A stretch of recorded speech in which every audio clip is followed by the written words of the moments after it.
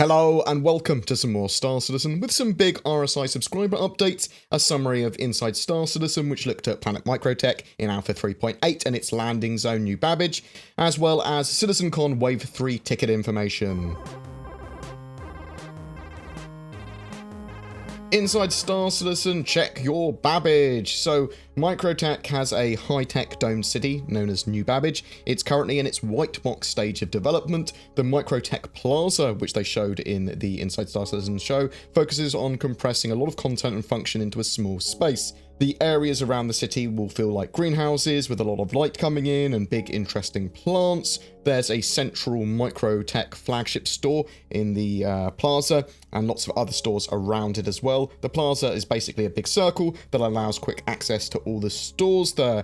They have been balancing resource performance and function as well as having a sort of like a cool looking area. To me, this looks very similarly sort of aesthetic-wise to Mass Effect Andromeda. I suspect that looking at New Babbage, it's actually going to be one of the smaller zones that we can explore by foot, at least, in its V1 implementation anyway. I'm expecting lots more domes in a reasonably sized city, but very little in the way to explore there when it comes to the internals of the city beyond the plaza, spaceport, and public transport areas. That said, a little later, I do expect there will be a little more, some more domes to explore, maybe some other areas to move to. Both V1 and V2 of New Babbage are on the roadmap already in 3.8 and 3.9, so there will certainly be some additions there. Planet microTech is very sort of like cold, polar biomes with some Nordic forests. There was a sort of like in lore a terraforming accident and it made the planet a lot cooler than it should have been. So snow, ice, Nordic forests. There is some greenery and stuff there, but it's very sort of like chilled and frosty biomes and colder biomes and that sort of stuff. 3.6 Alpha saw misfires added. Misfires are a fault with an item that occurs semi-randomly based on the condition of an item. In 3.6, power plants, shields, thrusters, and coolers will all misfire. In the future, they want misfire warnings shown on your HUDs. This adds consequence to long-term misuse of an item is the idea with misfires. Overheating regularly or overclocking an item will cause them to degrade faster, but they can be degraded by, just general use and getting shot at and damaged. Also, things like distortion damage can cause misfires. They've tried to balance misfires so that they don't happen constantly or feel unfair, but it's going to add consequence to using items and taking damage and that sort of stuff, and make a very, very important part of the game, targeting individual components of a ship. The new law system gives consequence to actions and sets up jurisdictions to the Stanton system. There is an overriding UEE set of laws and then subsets of laws in each area that add basically a few laws rather than take them away, other than really sort of like Grimhex, which is a neutral zone where law breakers can't be detected so much is the idea. New Babbage will be reasonably lax with their laws, as they're sort of like a place where they want to focus on scientific progress over anything else, so they might want deliveries of drugs and stuff like that that are prohibited in other areas. They want to have a database so you can see the laws of an area before you go there as well. They have even discussed making Hurston and Lawville very oppressive by potentially making certain clothing illegal, or at least finable, like blue jeans. You wouldn't have to wear blue jeans maybe, and you'd be fined if you did.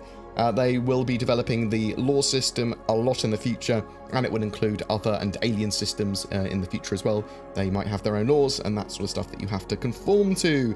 CitizenCon 2949 Wave 3 tickets were announced. So CitizenCon this year is on the 23rd of November. The final wave of CitizenCon tickets goes on sale on Wednesday the 7th of August. There are 350 more up for grabs, sold in two lots of 175, one at 6 PM UTC and one at 10 PM UTC. That is on the 7th of August on Wednesday. It's expected that there'll be a bit more info on the digital goodies packs. I expect they will sell them there as well on the Wednesday. That means that 1,200 tickets will have been sold in total. I suspect that if you do want one, you'll have a few hours to grab them once they go on sale. The first wave did go within seconds, but wave 2 was there for a day or so before all of those tickets sold. So You probably don't need to rapidly press F5, but if you want to avoid disappointment, buy them as early as possible. If you do want to go, remember it is in Manchester in the UK this year. Subscriber updates. So there are some updates coming to RSI subscribers and Flare, the stuff they receive, and sort of like the way they're handling some of the stuff there. I'll read some of the message that Disco Lando sent. Starting this month and moving forward, you'll see a variety of offerings from the character art team, designed to personalize your Star Citizen experience in ways more distinct than a color variant. The items that come between August and December 2019 are created specifically for subscribers with an eye towards life in the persistent universe. Some of them will be helmets that they've already previewed in previous newsletters and Star Citizen Live, so the Hollow Skull and Centurion helmets, I think. Others will be things that you may have first seen if you read Jump Point magazine each month. So they're excited to bring this additional focus to in-game rewards, often referred to as flair, with an eye towards truly unique offerings not found anywhere else, at least not in the immediate future. It's one more way that they want to say thank you for supporting the continued development of the game each and every month. Flyable ships for subs. So this month, they're basically making all of the Tumbril Cyclones and variants available to subscribers for the whole of August. They should actually be available on the ASOP terminals now for RSA subs. Subscriber-only pledge promotions. So every month they want to make the previous month's ship of the month available for a limited time pledge. This month and going forward, they're going to make these offerings just a little bit more subscriber special by upgrading the insurance and adding some decorative items to each subscriber-only pledge promotion.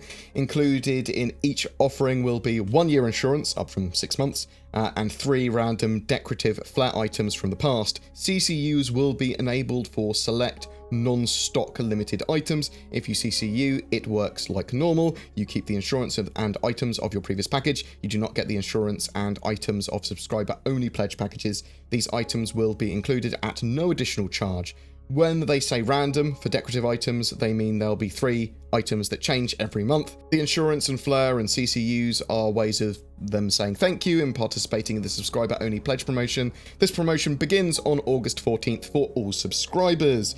The Subscriber Vault. So the Subscriber Vault will continue to showcase early or alternative concepts for ships, weapons, and other items in the persistent universe. Behind-the-scenes broadcast inside Star Citizen returned last week with its continuing look at the development of Star Citizen. Throughout the remainder of the quarter, there will be videos on landing zones like new Babbage, character concepts, more of the 890 jumps interior, lots of new UI stuff, the Banu Defender, sweet new space stations, and more.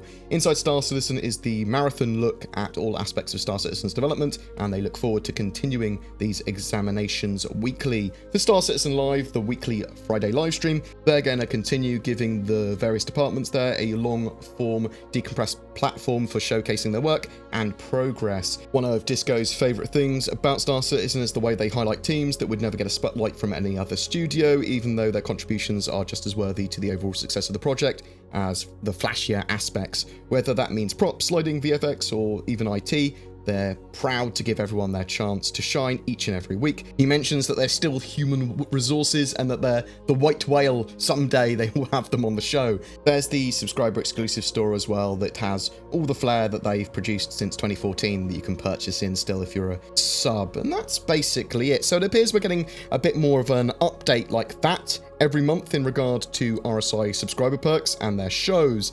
This is all in an effort to add value to RSI subscriptions and to encourage more backers to subscribe. There are certainly some more compelling reasons to be a sub now, with potentially some very cool sub flair, access to ship deals, more updates, as well as the old benefits also being there, and being able to support Star Citizen's videos and streaming content. However, the reason I subscribe is to support their video content pretty much exclusively. Yeah, I can see reasons that other little perks would encourage others to subscribe, but I want more video content. And hopefully they strike a sensible balance with some cool rewards for subs, but not overly so that it becomes stupid to not be a sub. The subscriber rewards shouldn't be pay to win or anything like that. What I hope is that we get another show like Calling All Devs back, or a regular ship shape, or deep dive into plan mechanics, or questions answered very regularly, just short format, whatever. They've got Star Citizen Live, they've got Inside Star Citizen, they're great shows. Some of the time they're a bit lacking, but most of the time I do like them. And they've got some other shows that they show, like they're going to be doing a show every quarter that looks at the patch that's just about to come up, with like Chris Roberts and some key members of staff talking about it. So they've got some cool stuff, and they do some other video content as well, but I want to see more regular shows, or at least one more regular show. That's just my opinion though.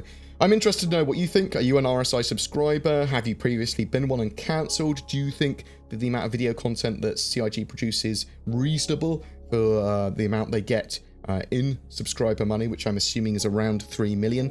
Looking at their previous stats is what I'd say they'd probably be getting each year is around $3 million, although that might have changed somewhat. Please, whatever your thoughts, share them in the comments below. Every month we have a giveaway. For August, we are giving away a Drake Corsair bundled with an 8-inch Fire tablet and 12 months of Game Glass. Game Glass makes software allowing you to turn touchscreen devices, like tablets and mobiles, into immersive controllers for Star Citizen. But not just Star Citizen, Elite Dangerous is getting support next, and there's plans for lots more games to support this.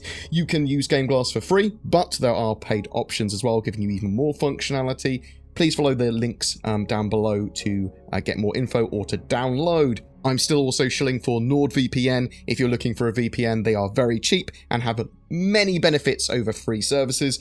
They help protect you and your privacy online, but it also makes it easier to access various websites as well. And there's Shadow 2, giving you remote access to a Windows 10 gaming PC of your very own, so that you can effectively turn any appropriate device, your smartphone, a computer, a laptop, whatever, into this much more beefy machine. Subscription cloud services, in my opinion, are the way forward, and for some are going to be very appealing instead of sort of maintaining their own PC. For all of those, please follow the links below or use the code BoredGamer to get a discount. A massive thank you for watching. Please consider liking and sharing this content, as well as pressing the bell icon to get informed when a video goes live. Consider Patreon or becoming a YouTube member too if you'd like to further support the channel. Thanks for watching, guys. Please take care, and I'll see you in the verse.